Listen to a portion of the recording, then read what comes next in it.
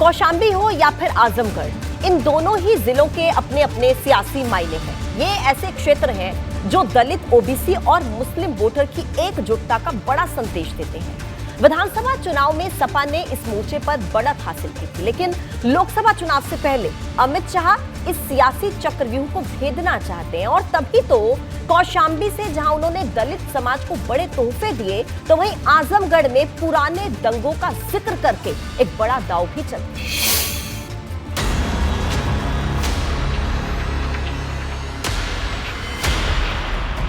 लोकसभा चुनाव में अभी 1 साल का वक्त बचा है, लेकिन 365 दिन पहले ही उत्तर प्रदेश की सियासी जमीन पर भाजपा ने कमल खिलाने की तैयारी शुरू कर दी है। अमित शाह पूर्वांचल के दौरे पर रहे। पहला कार्यक्रम कौशांबी में था, जहां से उन्होंने सपा, बसपा और कांग्रेस पर चुभने वाला वार किया। पिछले 4 चुनाव की याद दिलाई और 5वीं बार विपक्ष का सुपड़ा साफ करने की हुंकार दी। उत्तर प्रदेश की जनता ने 2014 में मोदी जी पर भरोसा कर एक मुक्त भाजपा को वोट देकर सपा, बसपा, कांग्रेस इसका सुपड़ा साफ किया और नरेंद्र मोदी जी को प्रधानमंत्री बनाने का काम किया। 14 के बाद 17 के चुनाव में भी मैं पार्टी का अध्यक्ष था। 325 सीटें भारतीय जनता पार्टी को दी।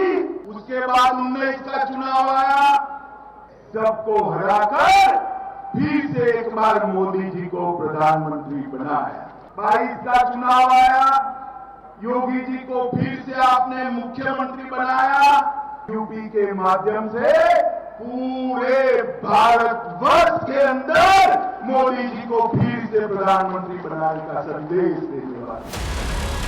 यूपी पहुंचे अमित शाह ने योगी सरकार की बात बात पर तारीफ की। यूपी को सही नेतृत्व मिलने की बात कही और सपा बसपा को यूपी की राजनीति का इतिहास बता दिया। और तुष्टीकरण के 3 नासुरों से घेर कर रखा था। मोदी जी ने जातिवाद भी समाप्त करा। सपा बसपा कहीं दूर दूर तक दिखाई नहीं पड़ते।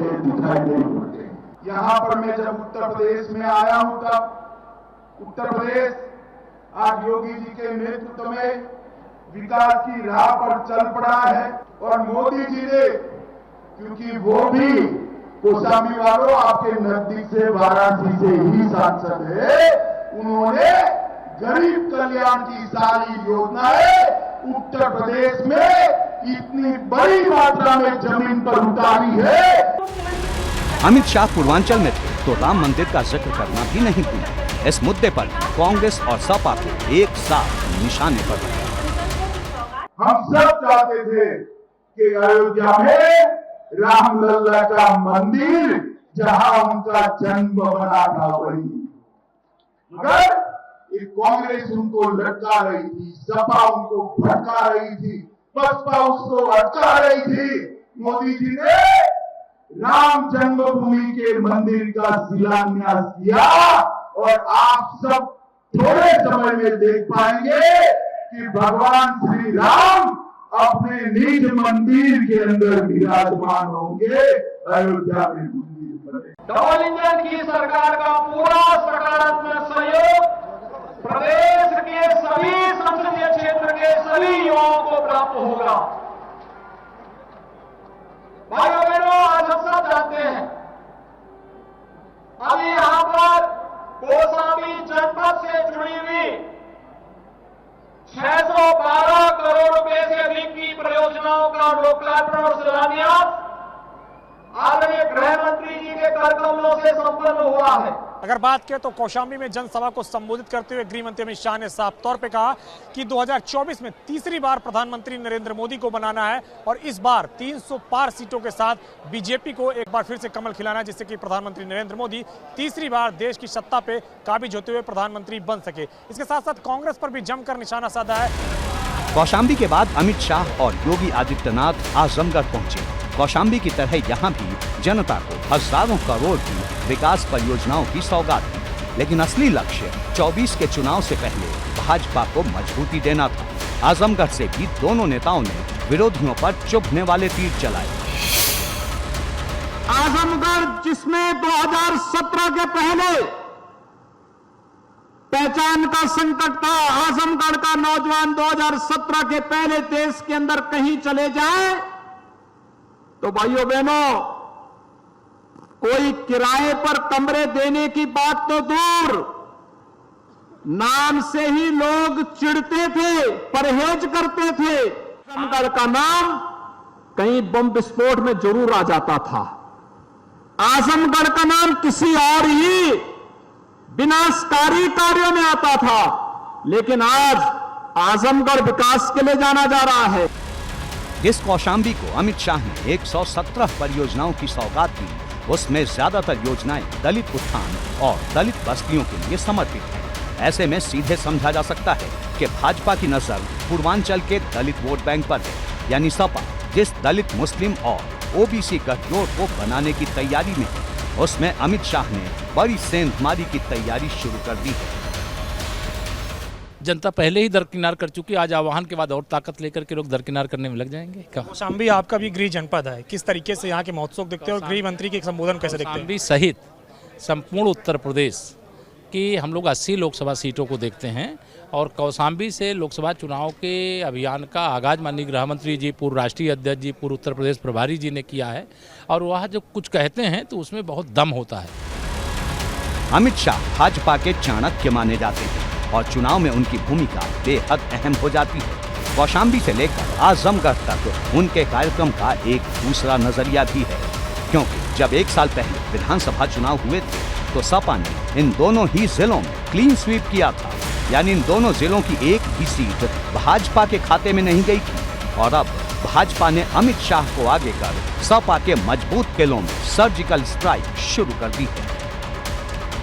से आह्वान भी किया गया पूर्वांचल और बुंदेलखंड के लोगों को। हाँ, आदरणीय गृह मंत्री जी ने जिस ढंग से आह्वान किया है पूर्वांचल और बुंदेलखंड और मध्य यूपी के लोगों का, सब लोग आशीर्वाद पाकर के आह्लादित हैं और आदरणीय गृह मंत्री जी को यह आश्वासन दिया है हम सब कार्यकर्ताओं ने, प्रदेश की आम जनता ने, कि हम सभी सीटों पर कमल का फूल खिलाएंगे और पुनः देश के प्रधानमंत्री आदरणीय मोदी जी बनेंगे। यहाँ पर कौशाम्बी से लेकर काशी तक और काशी से लेकर पूरे दिल्ली तक का एक संदेश है और माननीय अमित शाह जी के आने से हम सभी लोग बहुत उत्साहित हैं।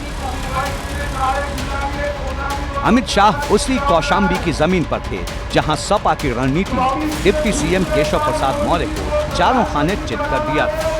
अब 24 में सपा ऐसा झटका दोबारा न दे पाए, इसके लिए अमित शाह ने मोर्चा संभाल लिया है। एबीपी गंगा के लिए अविनाश तिवारी के साथ ब्यूरो रिपोर्ट।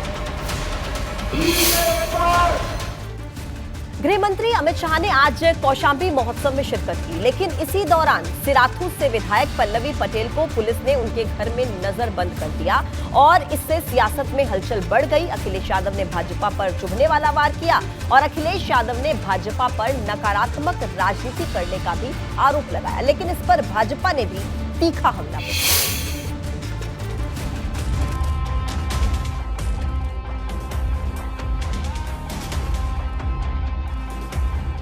कौशाम्बी में अमित शाह की सियासी गर्जना सुनाई दे रही थी, लेकिन दूसरी तरफ प्रशासन के रवैये से अखिलेश और उनकी लाल सेना बेहद खफा थी।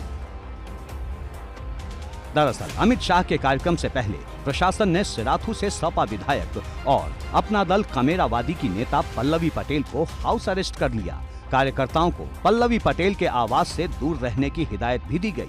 बताया जा रहा है कि खुफिया तंत्र को आशंका थी कि विधायक पल्लवी पटेल कौशाम्बी महोत्सव में हंगामा कर सकती हैं। बताया गया कि पल्लवी पटेल बिना निमंत्रण के ही कार्यक्रम में शामिल होने वाली थी।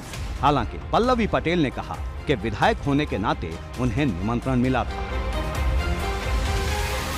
लॉ एंड ऑर्डर या परमिशन जैसी चीज़ों का हवाला देकर के मुझे यहाँ रोका गया है, जो कि मुझे लगता है न्याय संगत नहीं है।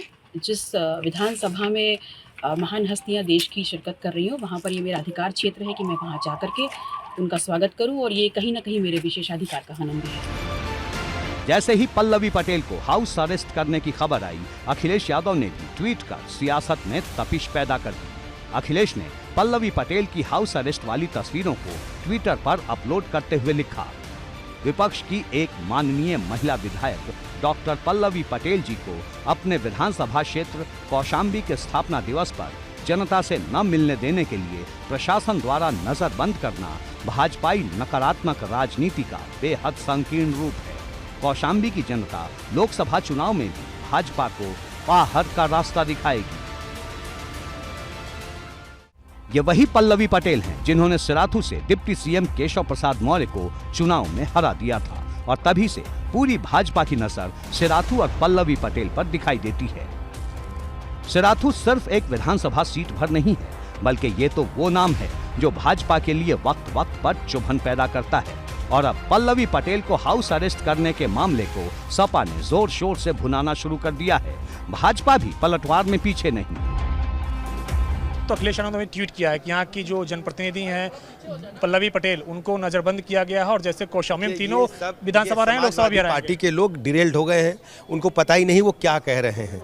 हम सब भारतीय जनता पार्टी के कार्यकर्ता शुचिता के साथ, पारदर्शिता के साथ, एक एक कार्यकर्ता आम जनता के लगातार संपर्क में है। केंद्र और प्रदेश की सारी योजनाएं धरातल पर उतर रही हैं।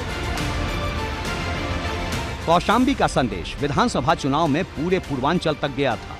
सपा की रणनीति ने भाजपा को न सिर्फ हैरान कर दिया था, बल्कि आने वाले चुनाव के लिए भी सचेत कर दिया। और लोकसभा चुनाव से पहले निकाय की परीक्षा होनी है, जहां से पता चलेगा कि दिल्ली की लड़ाई में जमीन पर अभी कौन कितना मजबूत है। एबीपी गंगा के लिए ब्यूरो रिपोर्ट।